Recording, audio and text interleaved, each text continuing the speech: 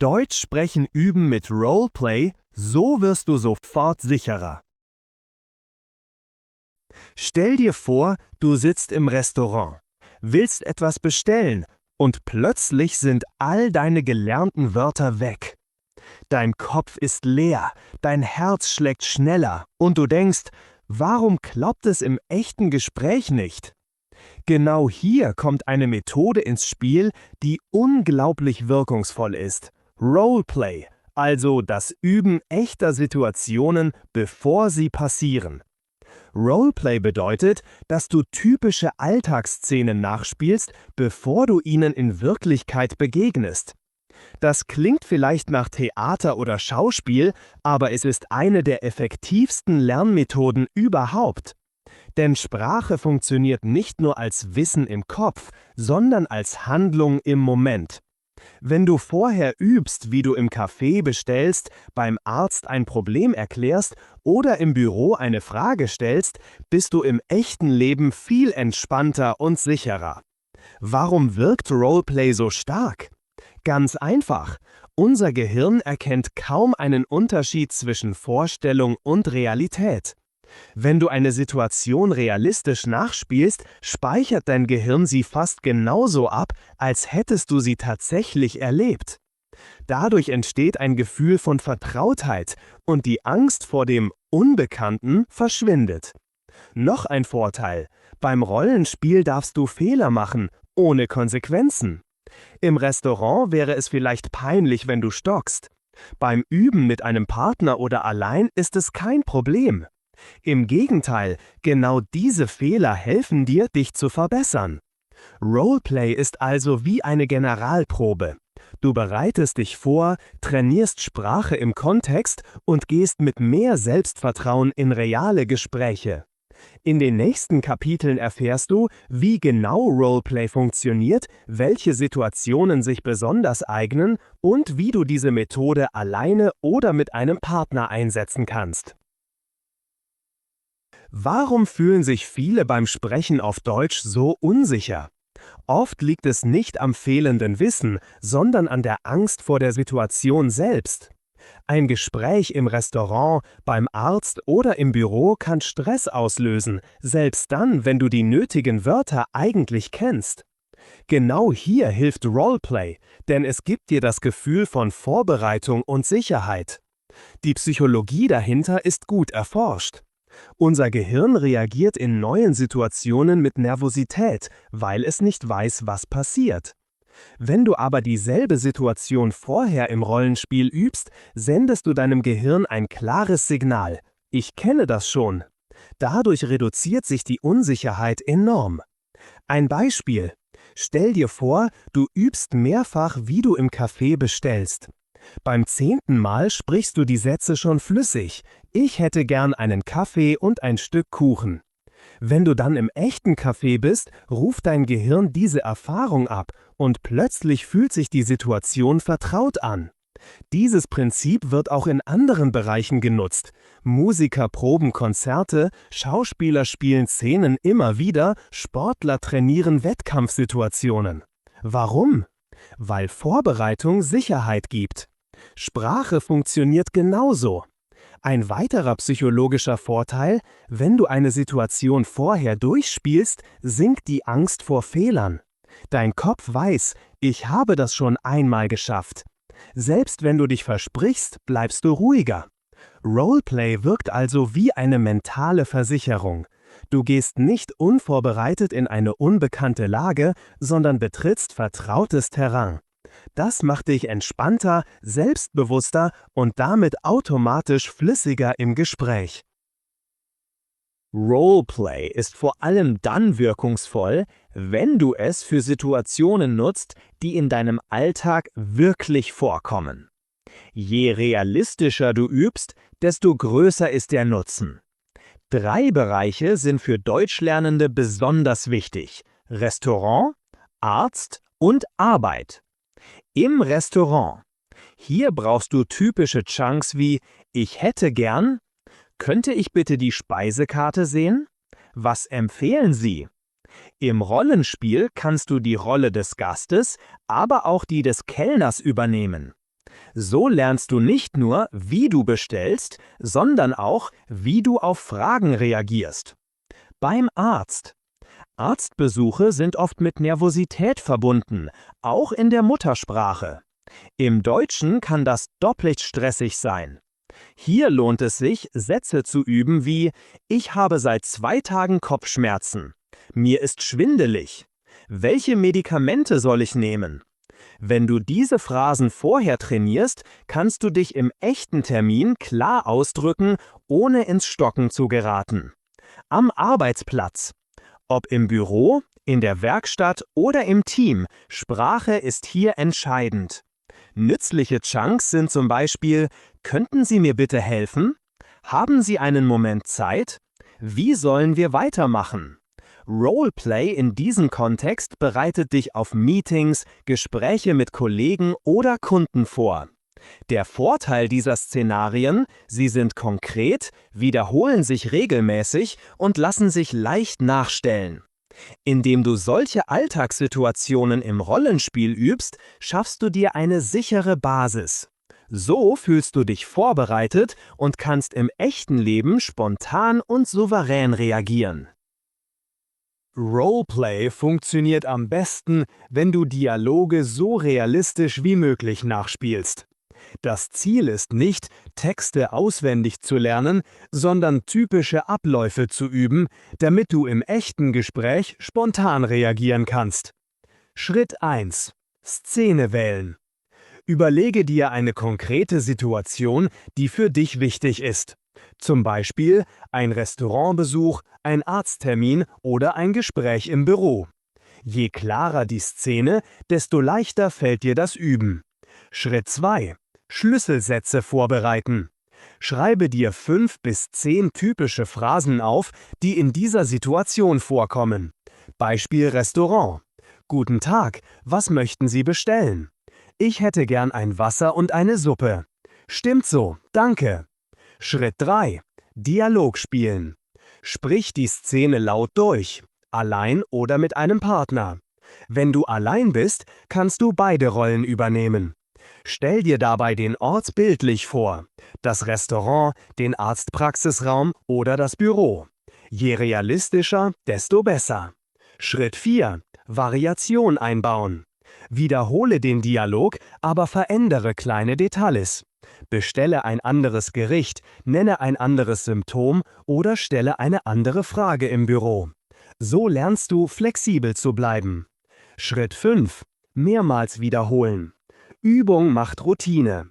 Spiele dieselbe Szene an mehreren Tagen, bis sie dir leicht fällt. Dein Gehirn speichert die Phrasen dann wie automatisierte Bausteine ab. Das Ziel ist nicht, den perfekten Text im Kopf zu haben, sondern Vertrautheit zu schaffen. Wenn die Situation dann im echten Leben kommt, fühlt sie sich nicht mehr fremd an. Statt zu stocken, kannst du auf deine geübten Phrasen zurückgreifen und reagierst viel sicherer und entspannter. Viele fragen sich: Brauche ich unbedingt einen Partner für Roleplay? Die Antwort: Nein. Natürlich ist ein Partner ideal, aber du kannst auch allein sehr effektiv trainieren. Mit Partner üben. Ein Sprachpartner, ein Freund oder sogar ein Mitschüler kann dir helfen, Situationen realistisch nachzuspielen. Ihr könnt Rollen verteilen. Einer ist der Kellner, der andere der Gast. Beim nächsten Durchgang tauscht ihr die Rollen. Das macht Spaß, bringt Abwechslung und bereitet dich auf echte Dialoge vor. Außerdem bekommst du sofort Feedback, wenn du etwas unklar ausdrückst. Allein üben. Auch ohne Partner kannst du Roleplay umsetzen. Stell dich vor den Spiegel und spiele beide Rollen durch. Sprich die Sätze laut und verändere deine Stimme, wenn du die andere Person imitierst. Klingt vielleicht komisch, aber es funktioniert. Dein Gehirn speichert die Phrasen trotzdem ab. Eine weitere Möglichkeit: Aufnehmen und abhören. Sprich den Dialog auf dein Handy, hör ihn dir später an und verbessere Kleinigkeiten. So trainierst du gleichzeitig Aussprache und Hörverständnis. Digitale Unterstützung. Wenn du niemanden zum Üben hast, nutze Apps oder KI-Tools, die Gespräche simulieren können. Auch ein Chatbot kann als Gesprächspartner dienen und dir neue Ideen geben. Das Wichtigste ist nicht, ob du allein oder mit jemandem übst, sondern dass du regelmäßig übst. Schon 5 Minuten am Tag reichen, um vertrauter mit typischen Situationen zu werden. Ob mit Partner oder solo, Roleplay gibt dir die Sicherheit, die du im echten Gespräch brauchst. Denn jede geübte Szene ist ein kleiner Schritt in Richtung Spontanität und Selbstvertrauen. Roleplay muss nicht immer nach dem gleichen Muster ablaufen. Eine besonders wirkungsvolle Variante ist der Rollentausch.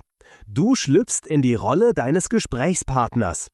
Das klingt zunächst ungewöhnlich, hat aber enorme Vorteile. Warum Rollentausch?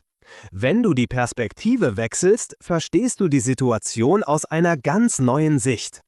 Als Kellner musst du andere Fragen stellen als Gast. Als Arzt erklärst du Dinge, statt nur Symptome zu beschreiben. Dieser Wechsel zwingt dich, andere Chunks und Satzstrukturen zu benutzen und erweitert so deinen Wortschatz. Beispiel Restaurant. Statt immer nur der Gast zu sein, spielst du den Kellner.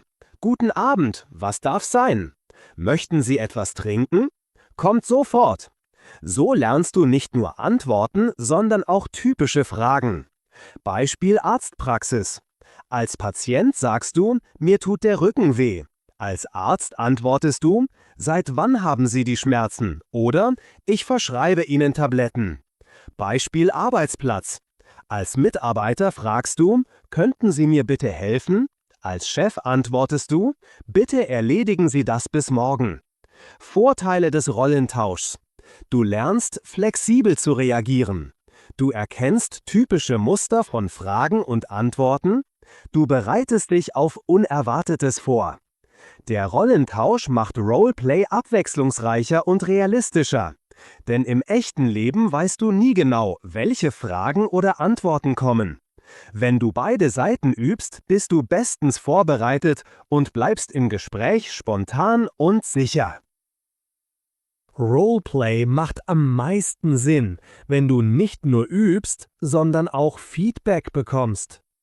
Denn oft merkst du selbst gar nicht, welche kleinen Fehler oder Unsicherheiten dich im Gespräch bremsen. Mit Rückmeldung kannst du gezielt besser werden, Schritt für Schritt. Feedback von Partnern. Wenn du mit einem Sprachpartner übst, bitte ihn, dir nach dem Rollenspiel ein kurzes Feedback zu geben. Das muss nichts Großes sein. Ein Hinweis wie, du hast immer im Kino gehen gesagt, es heißt ins Kino gehen, reicht völlig. Wichtig: Konzentriert euch auf 1-2 Punkte pro Übung, nicht auf eine lange Fehlerliste. So bleibst du motiviert. Selbstfeedback. Auch allein kannst du dich verbessern. Nimm deine Dialoge mit dem Handy auf und hör sie dir später an. Frag dich, klinge ich flüssig oder stocke ich oft? Verwende ich dieselben Phrasen immer wieder? Gibt es Wörter oder Ausdrücke, die unnatürlich klingen? Diese Selbstanalyse ist anfangs ungewohnt, aber unglaublich effektiv. Schrittweise optimieren. Nimm dir pro Training nur ein kleines Ziel vor: Aussprache verbessern, ein neues Chunk einbauen oder weniger Pausen machen. So wächst deine Sicherheit mit jeder Übung. Positives Feedback nicht vergessen. Feedback bedeutet nicht nur Fehler korrigieren. Es geht auch darum, dir bewusst zu machen, was schon gut klappt. Das stärkt dein Selbstvertrauen und zeigt dir, dass du Fortschritte machst. Mit regelmäßigem Feedback wird Roleplay mehr als nur Wiederholung. Es wird zu einem Werkzeug für stetige Verbesserung. Jede kleine Korrektur bringt dich näher an authentisches, flüssiges Deutsch. Viele Lernende haben Angst davor, im Gespräch plötzlich eine unerwartete Frage zu hören und nicht zu wissen, wie sie reagieren sollen. Genau hier ist Roleplay besonders stark. Es trainiert nicht nur feste Dialoge, sondern auch deine Spontanität. Warum Spontanität so wichtig ist? Im echten Leben laufen Gespräche selten nach Plan. Der Kellner fragt vielleicht etwas, womit du nicht gerechnet hast. Ein Kollege benutzt einen Ausdruck, den du noch nie gehört hast. Wer nur auswendig gelernte Texte beherrscht, gerät dann leicht ins Stocken. Spontanität dagegen gibt dir die Fähigkeit, flexibel zu reagieren, auch wenn du nicht jedes Wort kennst. Wie Roleplay Spontanität trainiert. Wenn du eine Szene mehrfach nachspielst, kannst du kleine Variationen einbauen. Bestelle im Restaurant jedes Mal ein anderes Gericht. Ändere beim Arzt dein Symptom. Wechsle im Büro zwischen verschiedenen Aufgaben. So lernst du, Muster zu erkennen und flexibel zu kombinieren. Improvisation üben. Versuche, Dialoge nicht immer komplett vorzubereiten. Stell dir nur die Situation vor und reagiere spontan. Auch wenn es holprig klingt, genau das ist Training für den Ernstfall. Vorteil: geschützter Raum. Im Rollenspiel darfst du Fehler machen, ohne Druck. Dadurch wagst du dich eher, frei zu sprechen. Mit der Zeit verlierst du die Angst vor dem Unbekannten und genau das macht dich spontaner.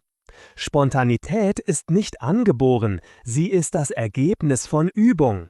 Je öfter du im Rollenspiel unvorhergesehene Wendungen trainierst, desto besser kannst du sie später im echten Gespräch meistern. Roleplay macht dich dadurch nicht nur sicherer, sondern auch flexibler, und das ist der Schlüssel zu echter Kommunikationsfähigkeit. Viele Lernende haben große Angst davor, Fehler zu machen, besonders im echten Gespräch. Doch genau diese Angst blockiert oft den Fortschritt. Roleplay bietet dir hier einen sicheren Raum. Du kannst Fehler machen, daraus lernen und dich ohne Druck verbessern. Warum Fehler wichtig sind? Fehler sind keine Zeichen von Schwäche, sondern Hinweise, wo du noch wachsen kannst. Wenn du im Rollenspiel immer wieder im Kino gehen sagst und dein Partner dich korrigiert zu ins Kino gehen, bleibt diese Korrektur viel stärker im Gedächtnis als jede Regel aus dem Grammatikbuch. Roleplay als geschütztes Experiment. Im echten Restaurant oder beim Arzt willst du natürlich nicht ständig stocken. Aber im Rollenspiel ist es egal, wenn du Wörter vergisst oder die Satzstellung verdrehst. Hier kannst du ausprobieren, riskieren und üben, ohne peinliche Folgen. Positive Fehlerkultur entwickeln. Anstatt dich über Fehler zu ärgern, sieh sie als Trainingssignal. Aha, hier gibt es noch etwas zu verbessern. Notiere dir typische Stolperstellen und baue sie bewusst in die nächsten Übungen ein. So verwandelst du Fehler in Fortschritt. Wiederholung macht sicher. Wenn du dieselbe Situation mehrfach durchspielst, merkst du, wie die Fehler nach und nach verschwinden. Das stärkt dein Selbstvertrauen enorm. Du erkennst, ich kann das. Gestern war es noch schwer, heute läuft es flüssiger. Fehler sind also nicht das Ende, sondern Teil des Weges. Gerade im Roleplay kannst du sie nutzen, um schneller zu lernen, selbstbewusster zu werden und dich optimal auf echte Gespräche vorzubereiten. Roleplay ist mehr als ein kleines Sprachspiel. Es ist eine der effektivsten Methoden, um dich auf echte Gespräche vorzubereiten. Indem du Situationen nachspielst, die dir im Alltag begegnen, holst du dir die nötige Sicherheit, um souverän zu reagieren. Wir haben gesehen, wie Roleplay funktioniert. Du wählst eine Szene, bereitest typische Phrasen vor und spielst den Dialog durch, allein oder mit Partner. Durch den Rollentausch erweiterst du deinen Wortschatz, durch Feedback verbesserst du dich gezielt und durch Variationen stärkst du deine Spontanität. Fehler sind dabei kein Problem, sondern wertvolle Lernchancen. Der größte Vorteil: Roleplay simuliert die Realität. Dein Gehirn behandelt das Nachspielen fast wie ein echtes Erlebnis. Dadurch fühlst du dich im Restaurant, beim Arzt oder im Büro nicht mehr wie in einer neuen bedrohlichen Situation, sondern wie in einem bekannten Szenario. Dieses Gefühl von Vertrautheit reduziert Angst, steigert dein Selbstvertrauen und macht dich automatisch flüssiger. Man könnte sagen, Roleplay ist die Generalprobe für das echte Leben. Musiker, Schauspieler und Sportler wissen längst, wie wichtig Proben sind. Mit Roleplay machst du genau das beim Sprachenlernen. Jede nachgespielte Szene verkürzt den Weg zu authentischer Kommunikation. Fazit: Wer regelmäßig Roleplay in sein Sprachtraining einbaut, spart Zeit, überwindet Unsicherheit und kommt schneller ans Ziel. Simulation ist keine Spielerei, sie ist die Abkürzung zum echten Gespräch. Also, warte nicht auf den perfekten Moment. Fang an, Situationen nachzuspielen, die dir wichtig sind. Jede Übung ist ein Schritt zu mehr Sicherheit und zum Gefühl, die Sprache wirklich zu beherrschen.